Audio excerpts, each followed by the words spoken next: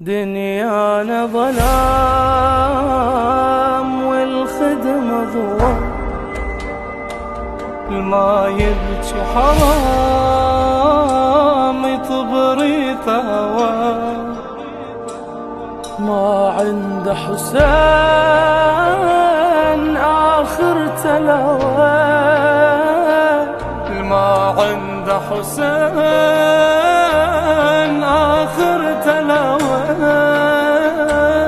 تاليها يصير والماكو سوى، من حق أهيم محبوب رحيم ما يرضى يجي. I'm so sorry that you died the way that you did. I'm so sorry for your family. I'm so sorry for your children, and I'm sorry that I wasn't there. I'm ashamed of your betrayal. And I'm grateful for your sacrifice. And knowing you has really changed my life. And one day, inshallah, in Jannah, I'll have an opportunity to meet you and tell you in person. I'm so grateful to you that I'm here. And for the help of my children, for helping me to be on a better road. I have many things in my life that I need help with. And thank you for helping me to have a closer relationship with God through your life and the sacrifice and example of your life.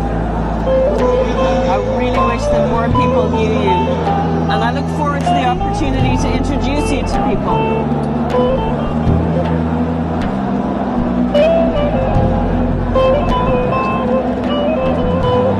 Please help me to stay strong in the jihad that I have for my life to help others, to be patient, not to take insult when I'm betrayed, to have better understanding for humanity. Thank you for helping me with my life and make an example of my life.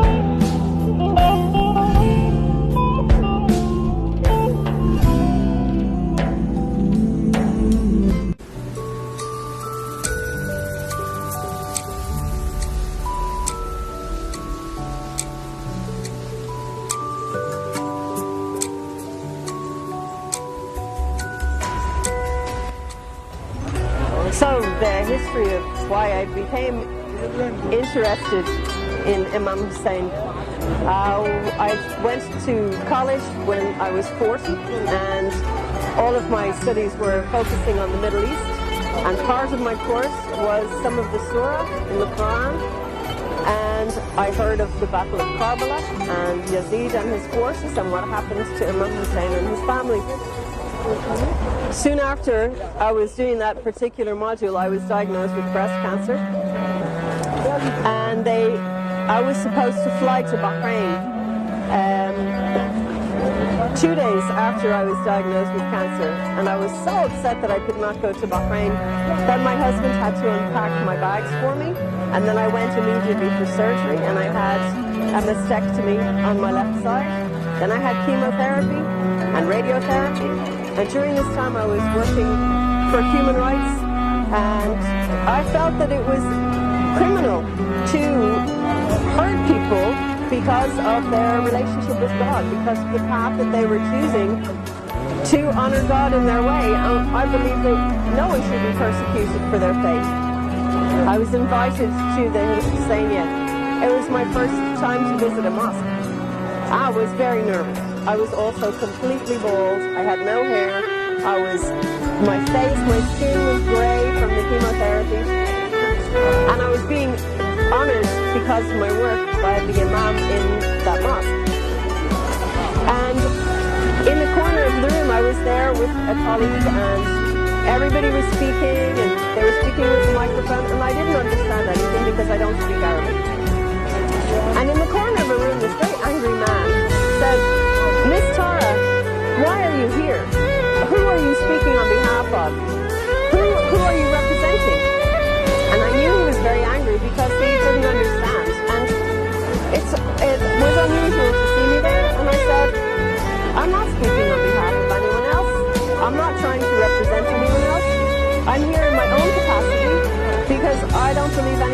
persecuted for their faith.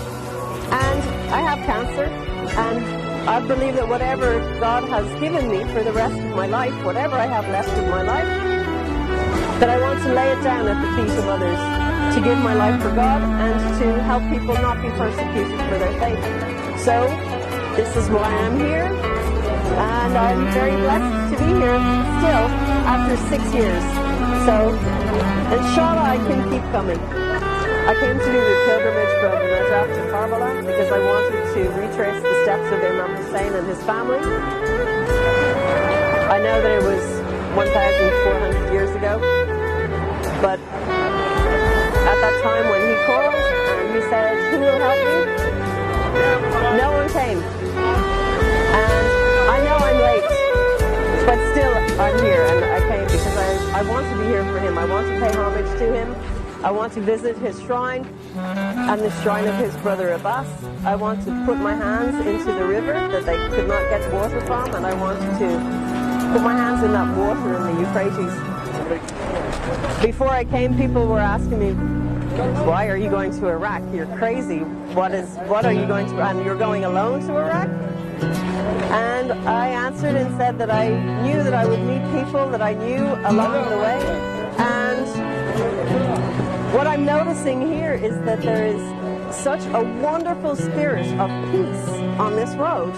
And everybody is serving the pilgrims, from the children having cotton candy and popcorn and nuts to dates, and people massaging people's feet, and people fixing prams for children or for wheelchairs. There are people with sewing machines, and all of this is free. It's for the pilgrims. And the people who are serving all of this, the servants, they're the servants of Imam Hussein, and they're serving the pilgrimages, and it's their way of honoring Imam Hussein. They're here for him. And when I go home to Ireland, I don't know if anybody could believe this, because my mind is blown. I'm finding it very hard to search for the right words to use, but this is a really miraculous pilgrimage. I've never been to any prayer like this, surrounded by so many people, all with the same focus, all looking for the shrine of Imam Hussein, all walking towards Imam Hussein. And I just feel so privileged and blessed to be here. So when I go home, I will visit the Husseinia in Dublin in Ireland, and I will tell them about the amazing visit that I'm having. It's only my first day, and I'm just seeing miracles all around me. So I feel very, very blessed.